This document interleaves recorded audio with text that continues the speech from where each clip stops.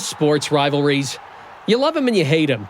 You love them when your favorite team comes out on top of those purportedly dastardly demons down the road, and hate it when your squad is squashed by them. For example, the BYU-Utah rivalry. In the weeks leading up to the big football game, everyone wants to know your allegiance so they can praise or potentially vilify you.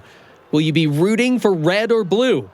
One of my former neighbors was badgered by coworkers to pick a side even though he's from California and had no allegiance to either school. Steve Tate knows what this is all about. We're not red or blue here. If you ask our kids, they're confused because they're like, we got to pick a side. Which is interesting since he played football for the Utes from 2005 to 2007. You know, I'm sure BYU fans didn't like me at the time. Hopefully after all these years, they've forgiven me. But I played with emotion. Steve and his wife, Savanna, have friends on both sides of the rivalry, like BYU head coach Kalani Sitake. Kalani was at all of our events all the time. I mean, our oldest calls him Uncle Sitake. So BYU's family to us, too. They've also developed a good relationship with former Cougar Reno Mahe. As much as we go back and forth with the rivalry, there's this bond having played football. When you're a part of football, it's just a big umbrella of respect, and fans, it's different, but this isn't fanhood to us, this is family. I think fanhood is great, but let's put perspective in this. This rivalry for me, it's very superficial. Don't get me wrong, we're competitive. You know, we're a competitive family. We like to win, we hate to lose. But we know that there's a lot more to life at the end of the day than that. And we definitely focus on that. The Tates know what they're talking about when it comes to perspective. Their son Hayes helped them understand what's most important in life in the short time he spent with them. Hayes was such a wise, deep soul. I felt like he was a gift. And I honestly felt like he was a gift to everyone. He's got a purpose in this world, and that's helping other people. Welcome to BYU Radio's Big Stories, telling the amazing and inspiring tales from the Big 12 and beyond. I'm your host, Cleon Wall. Our episode, Hayes Tough, the Tates tutorial on love. The original University of Utah fight song is titled Utah Man. That could well describe Steve Tate. I grew up here in the state of Utah. My grandpa played football at Utah, so I always went to the games with my dad. It was always a tradition of our families. You know, we were season ticket holders, so kind of the homegrown boy raised here in Salt Lake City and ended up going to the University of Utah. After playing one season of football at Utah State University, Steve walked on to the Utes football program, eventually earning a scholarship. I played safety at the University of Utah. I was able to, be a 3-year starter there. Captain, all-conference player. Although if you looked at me, you probably wouldn't suspect I would be, an all-conference player. I was gritty. That's kind of what I was. Led the team in tackles a couple years there, and really prided myself on that. Is just, kind of overcoming odds and, just playing with emotion. Maybe it was that emotion that led Savanna to Steve. We met each other in 5th grade and have been friends forever. The two were wed while Steve was still taking down football foes for the Utes. We weren't very social because we just had each other. So we were having this whole football college experience as newlyweds, and then we had a surprise baby. And so Steve was playing, would go to press conferences after holding our 2-year-old, and it was a really unique experience.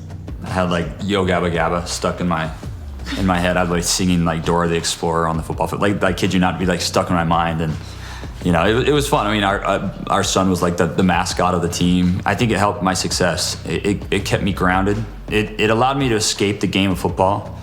And I think, balance is everything in life. And so having a family, having Savanna, and having, my son at the time, it was good. Steve graduated with a bachelor's degree in economics and eventually became a financial advisor. A lot of the opportunities that I have now are because of those things that I was able to achieve at the University of Utah. He and Savanna are the proud parents of 6 kids. Half of them came from one pregnancy. We found out we were going for our 4th baby, and we found out we were having triplets. And it was this whirlwind crazy. It was magical because it was so unexpected. And it was just amazing. We were this team, and our older kids had to get involved, and everyone was raising our 3 babies. And one of those babies was named Hayes. And when he was 9 months old, we found out that he had a brain tumor. And so we immediately began a fight that was completely unexpected, and it kind of jerked us back into reality. One of the things when Hayes was battling through his treatments, we spent 3/4 of the year in a hospital room, confined. A lot of patients, when they have their treatments, they get to come home, and we didn't get to come home with Hayes. His was so intense that we had to stay in that hospital room up to 30 days, and then he'd come home for 7 to 10 days, and we'd start the new round again. So we spent 3/4 of the entire year confined in a hospital room. And we didn't get to see our kids. We had to take turns. We didn't see each other. But Hayes' illness did lead Steve to comforting a former football rival. During one of those long stays at Primary Children's Hospital, Steve discovered that one-time BYU and NFL receiver Reno Mahe's 3-year-old daughter, Elsie, was being flown to the facility. Some window blinds cords had wrapped around her fragile neck. I saw Reno down in the hospital lobby and just hugged him and embraced and just let him know that I loved him, that I was going to be there for him. I honestly became close with Steve Tate at Primary Children's Hospital. Elsie eventually died. I know where my daughter is, and the fact that I know where she's at and who she's with gives me all the comfort I need in this world. I'm grateful for that peace that I have, that I know where she's at and that I can be with her someday. God has his footprints and everything, and it's certainly at that point I know that Reno, for whatever reason, Reno and I were meant to be there in that hospital lobby together, and I needed him, he needed me. There was a brief respite in Hayes' medical care. His cancer went into remission near his first birthday in March of 2016. The Tates called it beautifully perfect and the happiest time of their lives. They even took the whole family to Disneyland. But in November, the cancer returned, and it was more aggressive. I remember there was a doctor that would always come in when he was sick, and she's like, wow, he's a sage. He has such wise eyes. The Tates were told the disease would be fatal. When I found out I was losing Hayes, I was laying in his hospital bed with him, and I remember just crying out to the Lord silently that I wanted him to fix it. And I remember distinctly, and this is a huge blessing to me, huge blessing. He let me know that he was mourning with me, and he was in pain for me, and he couldn't take it away.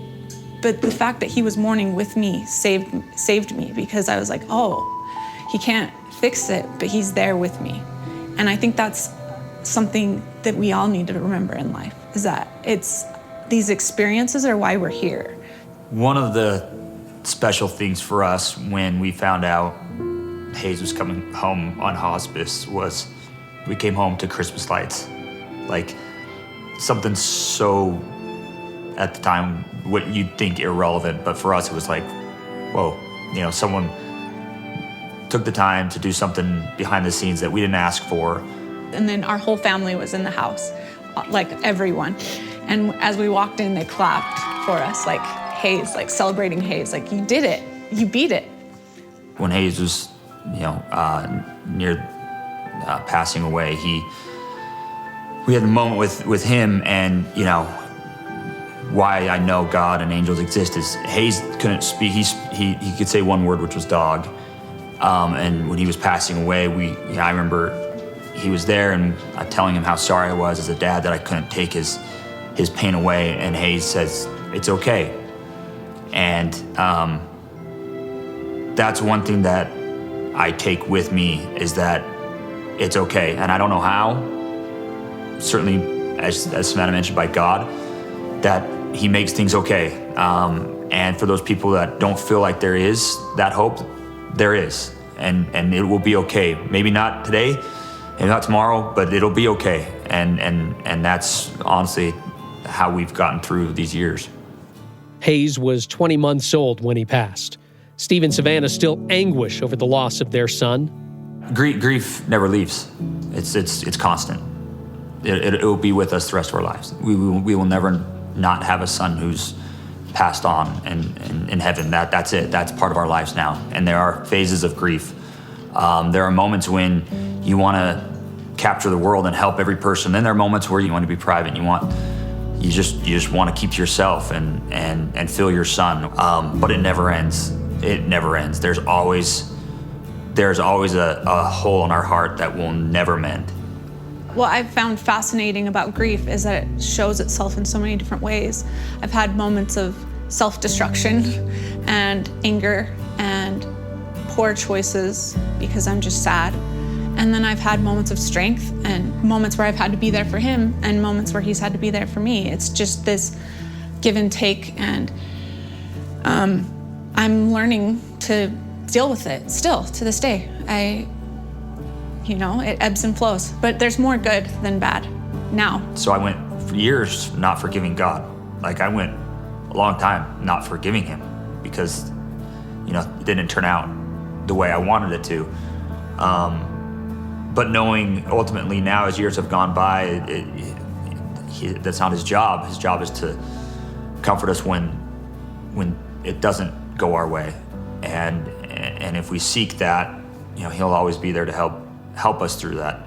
But it's okay for those that are questioning God and going through that. It's okay. That's normal. That's part of who he is as our Heavenly Father. He's going to have moments where you feel like he's abandoned you, but it's okay to have those moments. It's okay to have moments where you just feel angry and sad and all those emotions. It's part of the grieving process.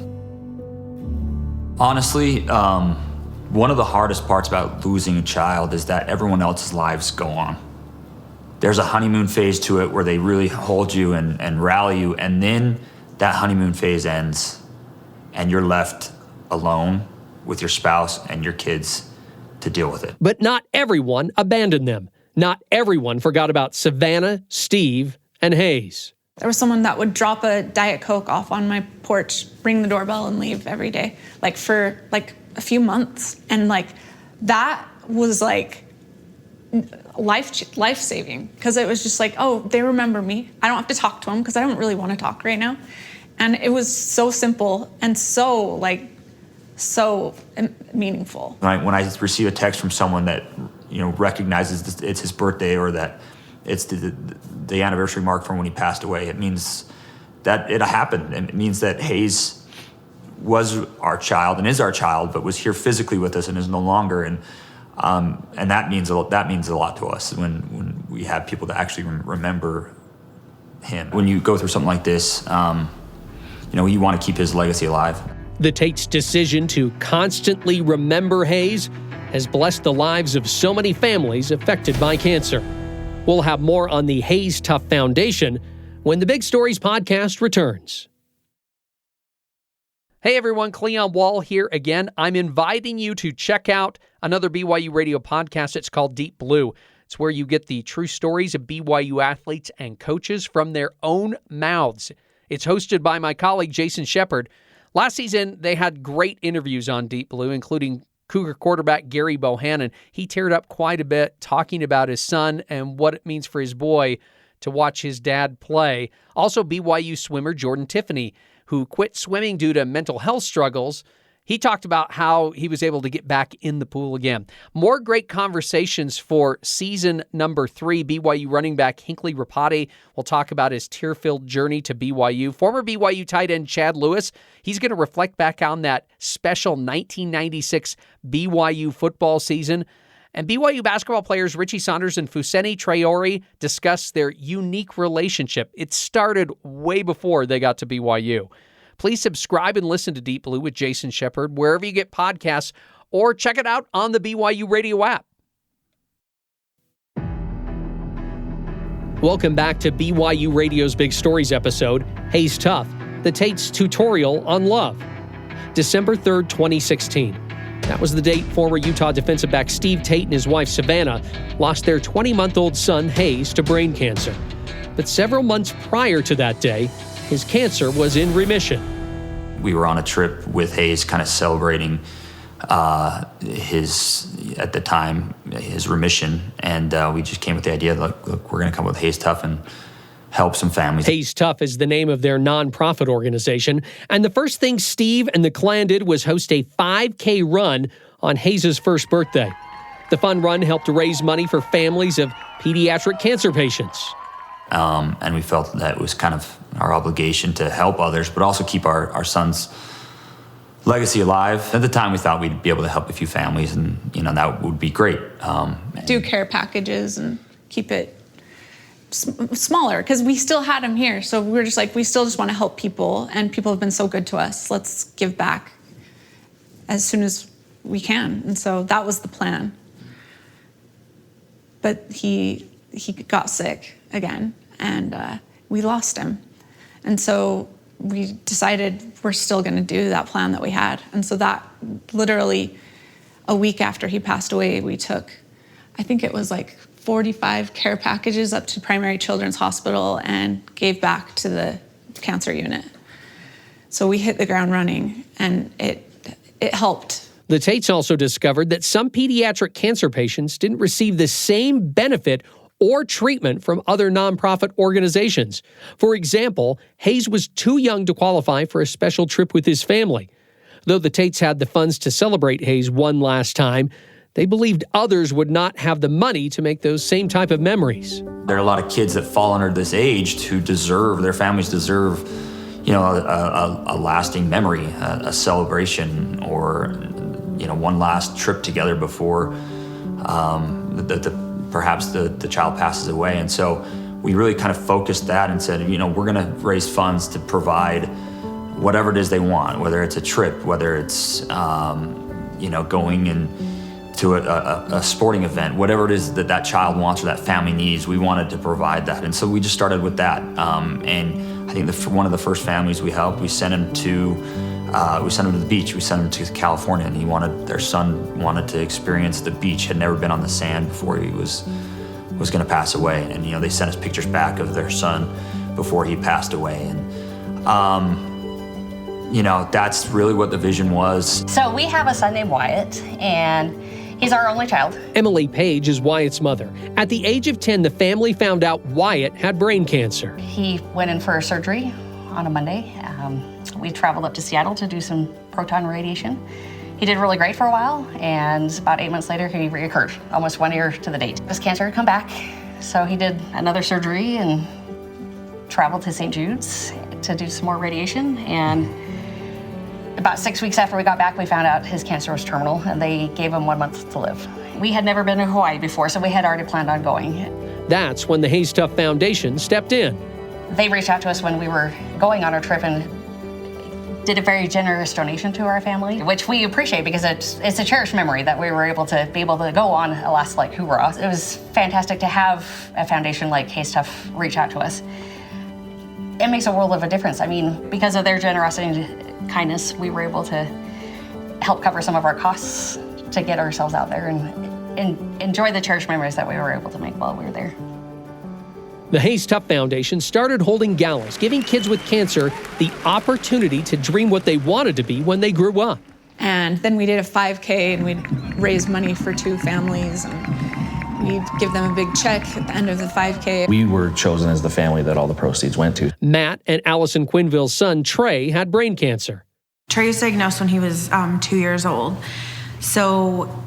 So he couldn't be left alone in the hospital. I lived with Trey at the hospital, for 8 months. It's so hard when you're newly diagnosed to see past all of the darkness.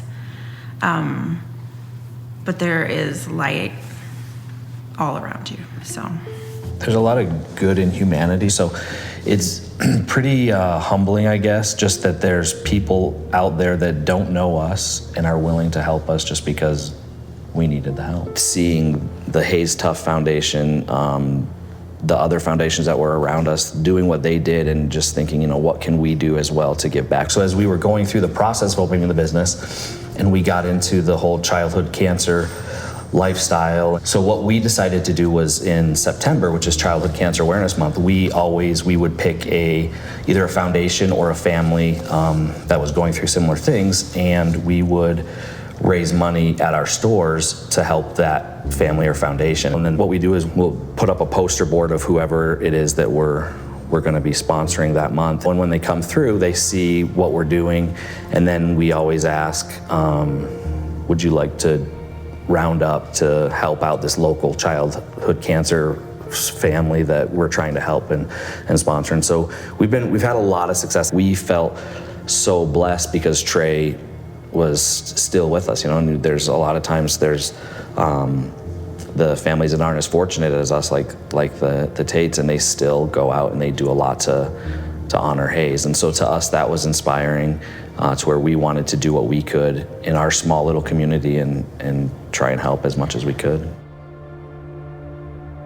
A lot of the money we've raised hasn't been for the flashy, fun, you know, trips all the time. If you want to be buried by your child, now you have to pay for your plots.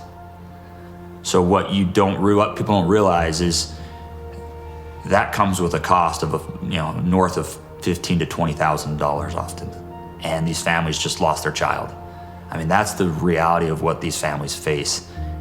And so much of what we do is we step in and we take that off their shoulders, whether we do it behind the scenes or send them a check. And sometimes it's for dentures. One of the kids needed dentures because the chemotherapy rotted their teeth, and this is a child that was in middle school and couldn't go to school without being embarrassed because they didn't have teeth, and so we paid for an oral surgeon to give them new teeth. Everything changed for the foundation after the COVID-19 pandemic. The galas and 5K runs went away. We were able to quietly continue to help families behind the scenes, and really, that's just as fulfilling, and the public doesn't get to see it as much, but it's amazing how people still are in need. So whether it's sending out care packages, we have on our site, people can sign up to get a care package, and we load it up with lots of toys and a Kindle and stuff like that, and we mail it to them. And then a lot of times we have cancer families who reach out to us and are like, hey, there's a newly diagnosed family, if you could reach out to them, or just followers of ours will tell us about new families. And so it's a lot of that behind the scenes of reaching out to families, being there for them, and then sending them a check if they are in need. Here again is former BYU football player Reno Mahe. I had a nephew that was a senior in high school and went through cancer, and I reached out to Steve and Savanna, and Hayes Tough came through and was, participated in that and donated to their family and helped with some of the things they were going through. And so they're just amazing people, and they're just a great example. When we started the foundation, again, our hope was to provide just one family that relief. And if we can help more than one family every year, then I feel like we're keeping his legacy alive. It's Hayes that really directs us. He has a huge say in what happens and where we go. We both believe that he leads us. It's evident. Hayes sends us hints. We call them Hayes hints. Those are hints from him, knowing that he's in our life. And we get them often. One of the most incredible experiences we've ever had was Savanna and I went on a trip to Barcelona. We always tried to find a hospital, a family, wherever we go to travel to help. And so Savanna had arranged, she found a family in Spain, in Barcelona, that we could help. And we pull up to the hospital, and we pull up, the driver drops us off, and we have to cross the street to get to the hospital on our right. And across the street towards the hospital, I hear this Senior Tate. I was like, Senior Tate? And I look over, and it's this bearded man, kind of rough looking, smoking a cigarette, this Spaniard. And I look at Savanna, and I thought, is this the family we're helping? She said, that's not the family we're helping. I don't know who this guy is. So I brush it off like I'm hearing things. He's like, Senior Tate, and he's trying to get my attention. He's calling me over. You know, I approach him, and he comes and hugs me and says, I can't believe you're here. And I just, to my astonishment, I asked him, what do you mean? He said, I follow you. I followed your story. I followed Hayes. I can't believe you're here in Barcelona. And he says, my son's sick. My son's up right now in the hospital room, and he's going to pass away. I think he's going to pass away. But you let me know it's okay. You let me know it's okay. And we embraced, and knowing that I needed him just as much as he needed me, we left then to go on a cruise. And I got an email from him, and he said, my son just passed away. But I want you to know that it's okay, like you've let me know that it's okay. And that was one of those moments where I'm like, this is so much bigger than we all realize. We're all just experiencing, you know, celestial things here on earth. And that was one of those experiences, this spiritual experience that was not by circumstance. That it was God, it was Hayes, put me in the path of this stranger in Barcelona. I mean, it started to feel like it was about us, and then like 2020 happened, and it was like reality hit, and it was like a reminder, no, you lost your son. Like, this didn't fix it. Like, we just kind of decided like to like make it more private and just do behind the scenes stuff as part of that grief. But what I appreciate about doing this story is it allowed us to remember. It allows us to like feel it again, and to remember that it was real. And so I think this is God's way of being like, nope, you gotta share it, and you gotta put yourself out there and be vulnerable, because this is what life is all about, and people need to have each other. I think this allows us to show that we're human. We're a family that is constantly trying to navigate this world of grief. And so I think it was time for us to really put it out there to show that we are human. And we still haven't figured out this grieving world. We probably will never figure out this grieving world. And hopefully this allows those that are experiencing something similar to find hope, understand that they're not alone. Hayes Tough, the Tate's tutorial on love, was written and produced by Cleon Wall. Music and post-production by Finn Morrison. Make sure you watch BYUTV's Big Stories by logging on to BYUSN.com. Big Stories is a production of BYU Radio.